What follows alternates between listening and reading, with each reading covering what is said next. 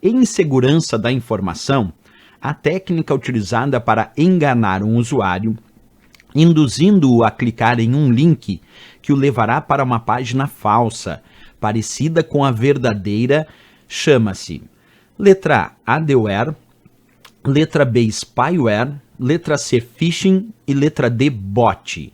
E aí, pessoal, qual dessas é a resposta correta? Para entender isso, observa o que eu vou contar para vocês a partir de agora, fica bem atento. Quando nós falamos sobre o termo phishing, phishing é um tipo de ataque, é uma técnica que cria sites ou e-mails falsos, bem parecido com os verdadeiros, mas com a intenção de capturar as informações de identificação pessoal do usuário. Portanto, um phishing é um site ou um e-mail falso, só que para ele ser considerado phishing, ele tem que ser bem parecido com o site verdadeiro, quer dizer, um site falso parecido com o site verdadeiro, mas que quer, na verdade, enganar, ludibriar o usuário para que o usuário acredite que aquele é o site verdadeiro, quando na verdade é o site falso, e ainda peça para o usuário inserir as suas informações de identificação pessoal, e aí o usuário acha que está dando as suas informações para um site verdadeiro, quando na verdade está mandando essas informações para um site falso, e aí quem criou esse site falso recebe essas informações que o usuário repassou para ele. É muito comum o pessoal receber mensagens de e-mail, por exemplo, de bancos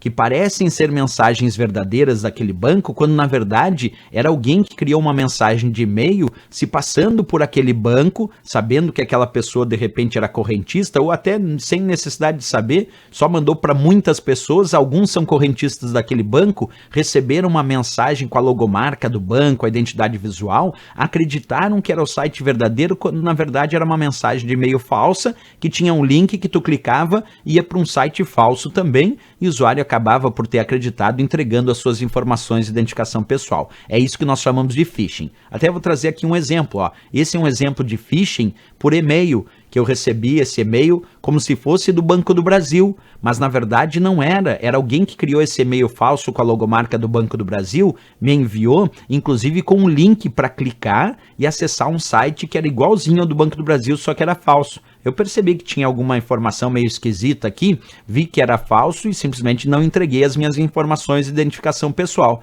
Mas quanta gente acreditou que era verdadeiro e entregou? É isso que nós chamamos de phishing, né?